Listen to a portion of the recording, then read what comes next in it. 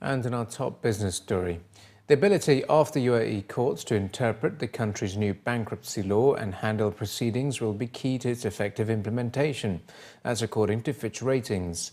The law, which is due to come into effect at the end of this month, aims to create a clear framework for court-based bankruptcy proceedings as an alternative to liquidation. The UAE's existing insolvency law does not provide for the rehabilitation of distressed companies through creditor agreements, and there are many recent examples of skip cases where SME owners have fled the country when they could not repay their bank loans. This is also worsened because, as under domestic personal criminal law, expatriate borrowers can be jailed if they bounce a cheque or fall behind on their financial obligations. The UAE law defines how a court can declare a company bankrupt, appoint a trustee, realise assets and settle debts. But there has been no legal provision for the rehabilitation of distressed companies through creditor agreement, and the regime is largely untested. Fitch said that when economically significant entities have experienced financial difficulties, the government has intervened, for example, by introducing legislation when Dubai World rescheduled debt repayments in 2009. Fitch added that the potential benefits of the new law will only be fully felt once the courts have established a track record of interpretation and implementation. The ratings agency further stated that it may take time to establish whether giving distressed companies the chance to embark on consensual debt restructuring before the start of liquidation proceedings will increase and speed up recoveries, which could improve the theoretical position of creditors. A new survey suggests that nearly 6 in 10 professionals in the UAE anticipate moving to another company next year.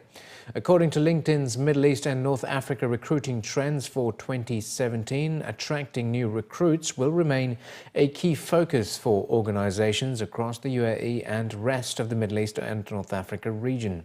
LinkedIn revealed that jobs pertaining to operations, sales and engineering will be the highest priority roles to fill next year, with officials from LinkedIn stating that recruiting teams in the region have to start thinking more strategically about how to find and recruit these talent pools.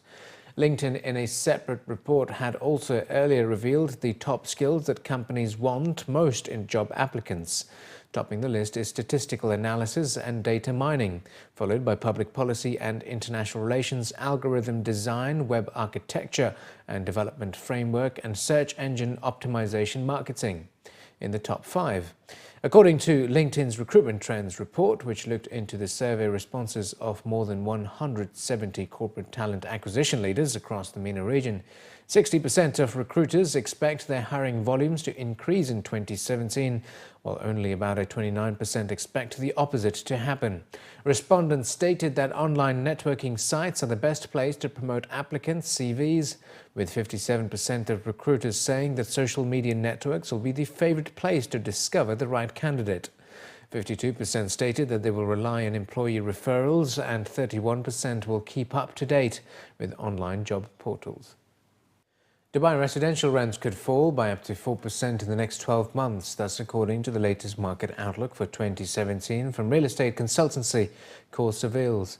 Tenants in other areas such as Jumeirah Village and Dubai Land are expected to see rents drop by 2 to 4% as more new developments are delivered. However, the report added that limited new supply coupled with consistent demand will keep rents in prime and central residential districts flat throughout 2017. The report comes after a year of softening in the rental market across the board, with apartments in Business Bay down 3%, The Greens minus 2.5%, Discovery Gardens to fall by 2.5%, and Dubai Marina down 2%, all showing signs of contraction.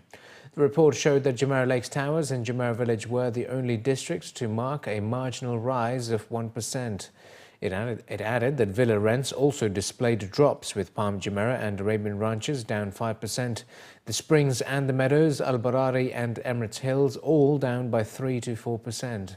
The report said Dubai sales prices are expected to rise over the next year off the back of landmark developments being delivered, such as Dubai Water Canal, coupled with continued infrastructure spending on a robust pipeline of projects like Al Maktoum Airport, Dubai Parks and Resorts, Dubai Creek Harbour and Blue Waters Island, leading up to Expo 2020.